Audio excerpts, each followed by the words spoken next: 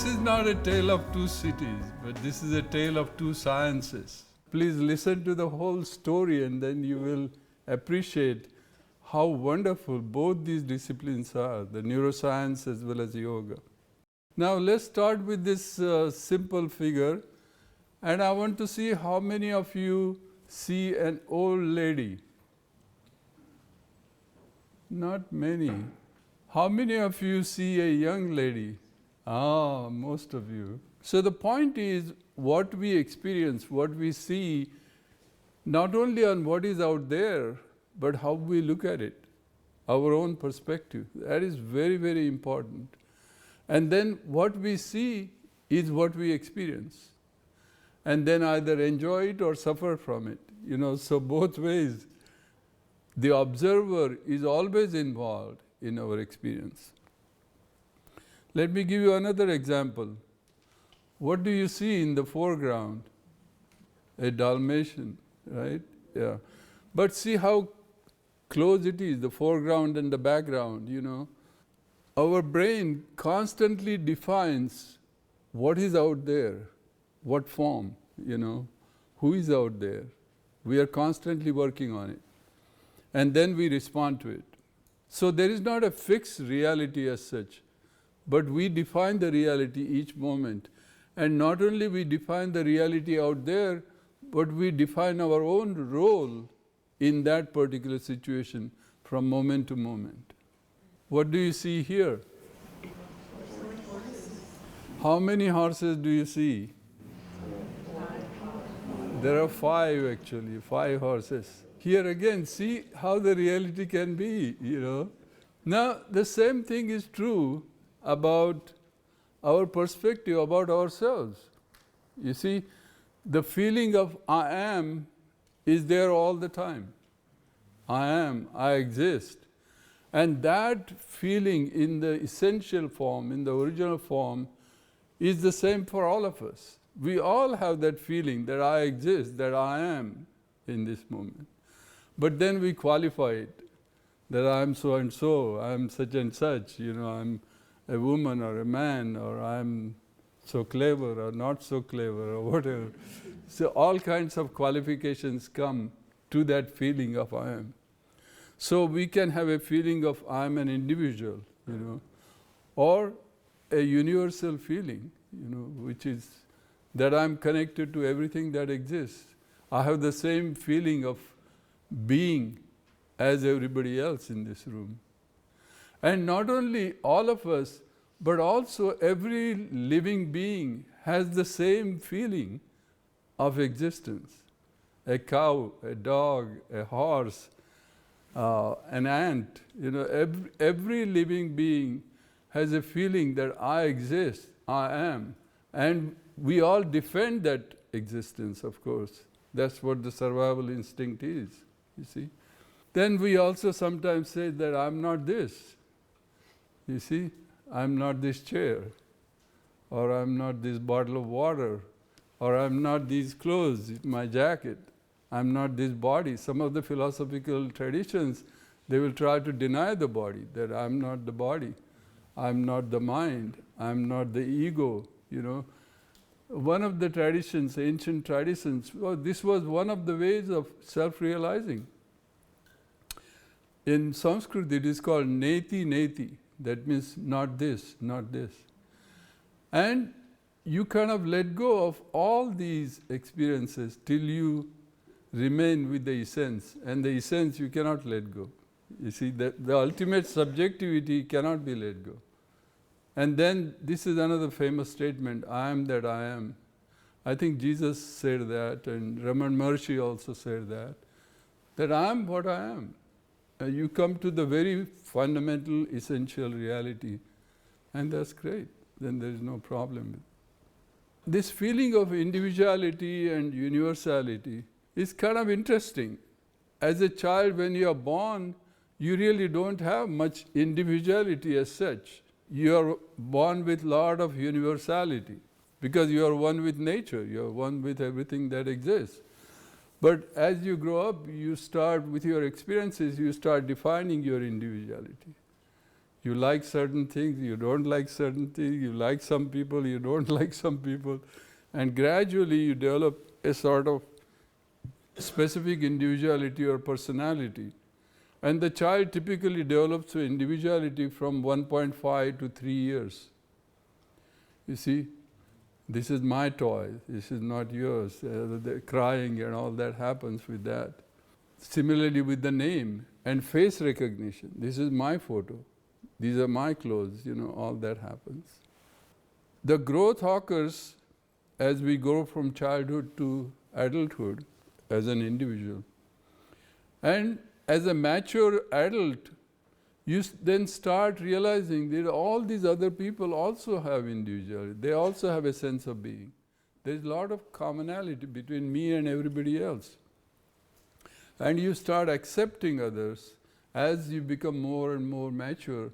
Then your universality increases till you reach a very high level of maturity, like some of the saintly figures like Mother Teresa or Raman Maharshi or J. Krishnamurti or whichever saintly figures you have, they have a sense of I'm one with everyone else, there is no difference. And their ego, their dominance becomes less and less. That I'm not important. What is important is what is happening in this moment to all of us. You see, that is the beauty of it. Hopefully everybody recognizes this is my simple photograph. But the point I wanted to make here is that this is a photograph with one particular tool, like the camera, you see.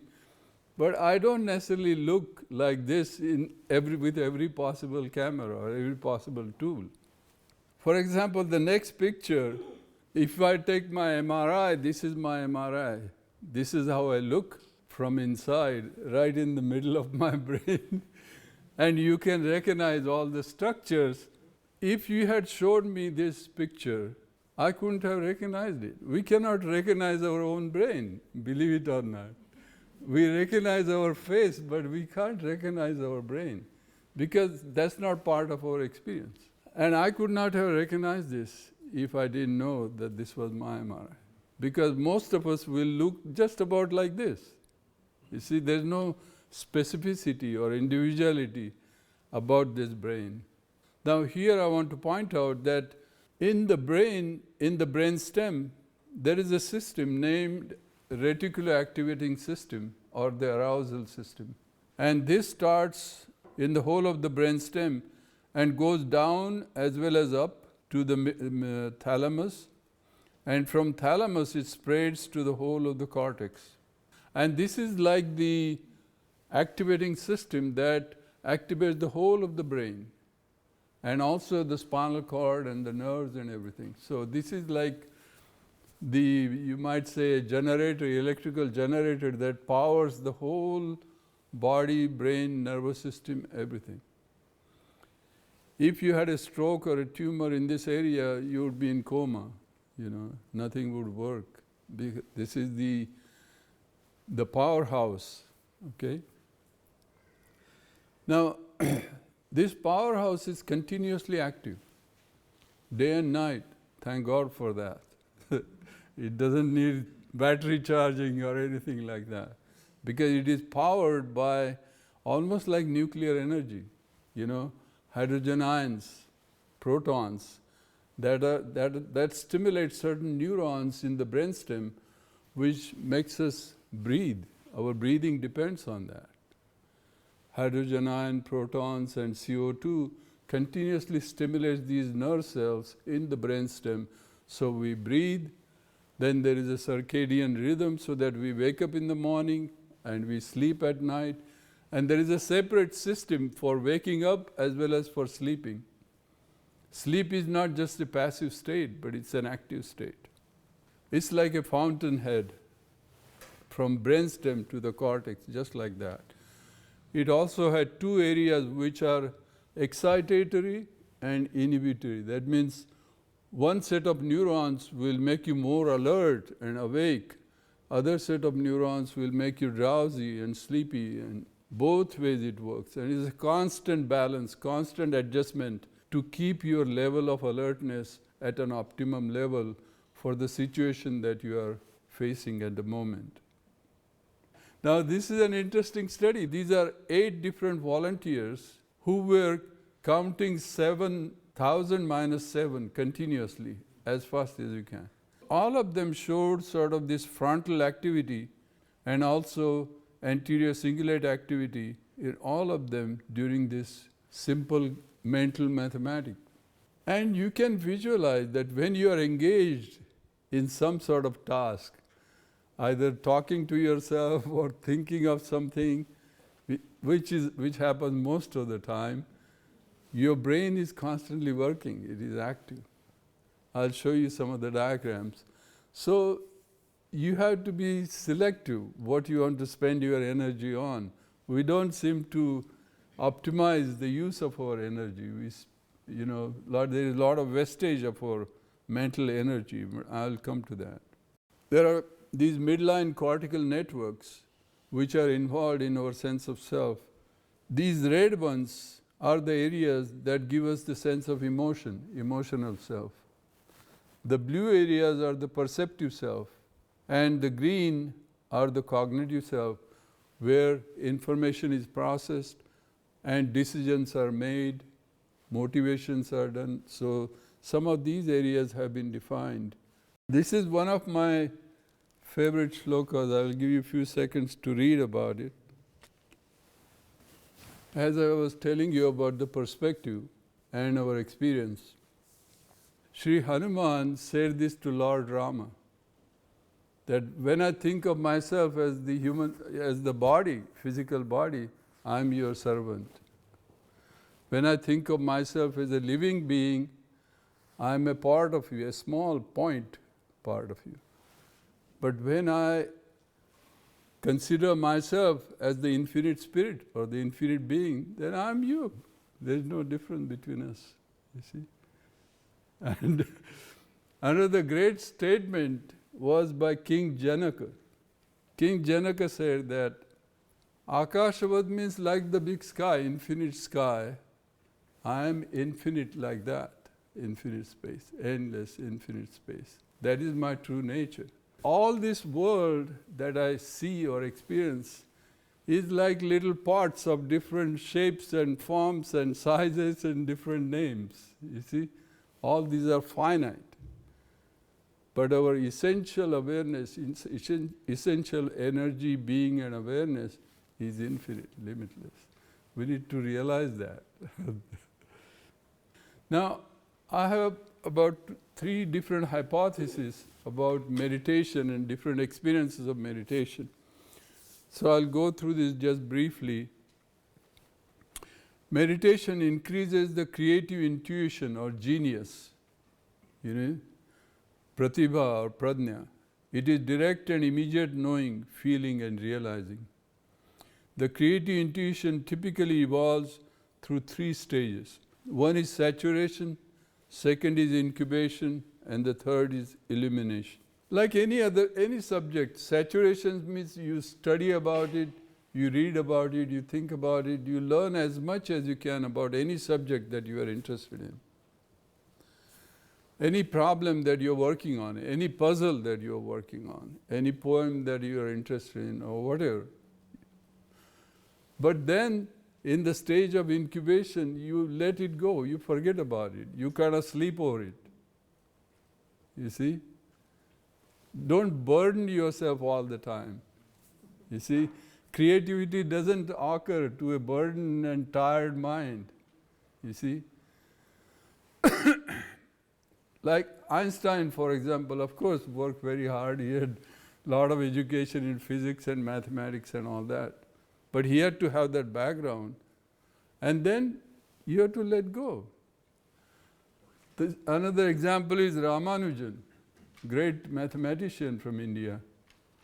He would just wake up with a great equation and he said, the God has just told me that. That's what it is. And it is true. You don't need a proof for it. There it is. So, or sometimes I wake up with a poem first thing in the morning and that's it. I will just write down the whole thing. Sometimes I woke up with three poems on one. So, but you have to let it happen. But it happens in a receptive and prepared mind, a mind that is prepared for that particular subject or topic. I won't have an intuition in, physics or chemistry because that's not my background. I haven't been educated in that. But I get a lot of intuition in neuroscience, in psychology, in poetry, so it depends on your background. We are familiar with 3 states of consciousness: deep sleep or dreamless sleep, then dream sleep, and then wakefulness. But yoga and Vedic literature talks about a 4th state. It's called Turiya. Turiya means 4th. Turiya means the 4th state of consciousness. And what is this 4th state of consciousness? The 4th state of consciousness is a sort of thought-free, spontaneous, non-dual unity awareness. There is a holistic awareness without any content, but it's totally alert, attentive, but not dominated by any kind of memory or content or thought. Is the ideal meditative state, you might say. You see? It is also called nirbija samadhi. Bija means seed or content. Nirbija means there is no seed, there is no cluttering of the mind. This is what Buddha called the emptiness. You see? In neuroscience, attention is considered, it has 2 modes of attention. One is what is called vector mode. Vector means like an arrow, that I'm looking at that sign, for example, exit. I'm looking at that. And that just looking at it, it creates a vector from here to there. That becomes the object, I become the subject. So this attentional arrow creates the duality of subject and object. You see? And the other mode of attentiveness or vigilance is called matrix. Matrix mode means the ground, the background. Supposing I'm not paying attention to anything or anybody, but I'm eyes closed and by myself, within myself. I'm at ease with myself and at home in this world. But what happens when you are in that state? There is a spontaneous energy that you realize, almost like a wellspring within. It has been called antaspurana. Antaha means inside, spurana means like a welling of energy, emotion, awareness, energy, all that. Akhanda antari antaspurana, that within your heart is a continuous welling of energy, of awareness, of bliss, you see, of love. All these good things are within your heart all the time. But they get dominated and sidetracked by all the surface activity that goes on. And we get stuck in the surface activity most of the time. Sometimes I give the analogy of a fountain and a ping pong ball or a table tennis ball is on the top of that fountain. And the table tennis ball is light and it keeps dancing on the top. You see? That's how most of the time our minds are, at the surface. Only the surface activity. We don't know what is the source of our mind, what is the source of our ego, our thought. But once you learn to meditate, once you learn the yoga and meditation, you can dive deep within your own heart and experience the source of your being, source of that energy. You can always come up to the surface. It's very easy to be on the surface. What is difficult is to learn to dwell within your own heart and to be able to stay there, you see. Not only just a moment of intuition, but to be able to dwell within your own heart. But that's part of the skill we need to learn in meditation. And the third hypothesis is about Kundalini Shakti and various chakras. But in terms of neuroscience, the Kundalini Shakti is like the neurobehavioral energy that energizes the whole system, including the brain, mind, ego, all the different organs of the body and the torso and the arms and legs, everything. And there are, of course, specific circuits, neural circuits for each of these activities. And the whole thing is organized in what is called somatotopic and viscerotopic organization. Somatotopic means the whole body is mapped on the brain, you see. In fact, I will show you an example of it, that the Wilder Penfield, some of you may have read about Wilder Penfield, a neurosurgeon from Montreal Neurological Institute, Canada. When I was a second year medical student, I happened to read his book on his surgery on epileptic patients. And he would operate on epileptic patients under local anesthesia and then stimulate different parts of the brain and create different responses. Like if you stimulate here, you may get a movement of the index finger or little finger or the toe, you know. Or if you stimulate on the left side, there may be change in speech, or stimulate in the temporal area, there may be revival of certain memories from your past, you see. You may hear some music, and as soon as you take the stimulus out, you know, that experience will stop. So his work was very fascinating, and he did amazing work, and he's the one who mapped out these maps of the human body in the brain. And there is a map on the right side, the left side, you know, and there are multiple maps at different levels of the nervous system. There is a map in the cerebellum, there is a map in the brainstem, thalamus, cortex, you know. And not only the somatic maps, but also visceral maps.